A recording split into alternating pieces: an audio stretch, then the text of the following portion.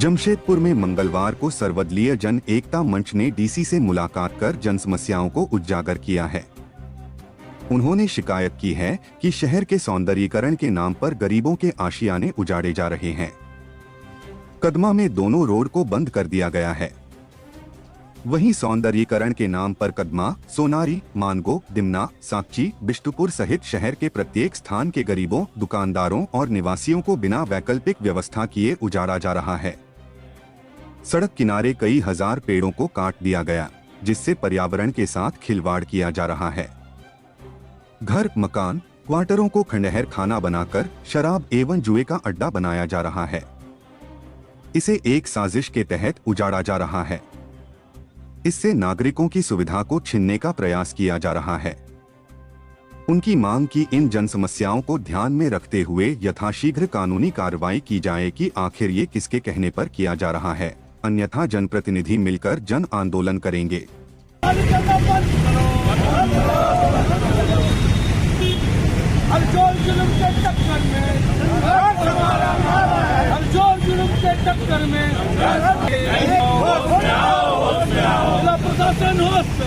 जी नसरवान जी टाटा जी का सपनों का जमशेदपुर को वर्तमान के पदाधिकारियों के द्वारा उजाड़ने का षड्यंत्र रचा जा रहा है। पिछले 10 वर्षों से रोड रास्ता चौड़ीकरण के नाम पर लगभग 40,000 से ज्यादा पेड़ों को काट दिया जाता है। जो हमारे मकान थे, क्वार्टर थे, जहां हम लोगों ने बचपन गुजारे, हमारे पिताजी ने बचपन गुजारा, ऐसे क्वार्टरों को तोड़कर एक साजिश के तहत शराब और जुए का अड्डा बनाया जा रहा है। अब देखिएगा, मानगो से लेकर कदमा, सोनारी, बिष्टुपुर, साकची, हर जगह दुकानदारों को उजाड़ रहा है सौंदर्यीकरण के नाम पर।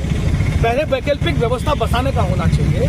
टाटा कंपनी रसूखदारों को क्वार्टर आवंटित कर रहा है, बांग्ला आवंटित कर रहा है। मैं कहना चाहूंगा, अब पूरा टाटा कंपनी बनती नहीं है, लेकिन रसूखदारों को सेवा के नाम पे आम रोड रास्ता जो आप बंद कर रहे हैं, लोगों को जो उजाड़ रहे हैं, गरीबों की रोजी रोटी पे आफत आ गया है। इसकी जवाबदेही कौन है? हम लोग सर्वदलीय जन एकता मंच के बैनर तले, हमारे जेपी मूवमेंट के लोग हैं, गांधीवादी के यहाँ के लोग हैं, जितने भी राजनीतिक दल है, सारे लोगों के द्वारा एक जनमत लेकर हम लोग आज डीसी ऑफिस में आए एक ज्ञापन देने के लिए।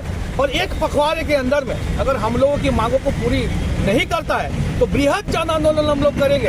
ये जन आंदोलन जमशेदपुर के लोगों को दिखेगा।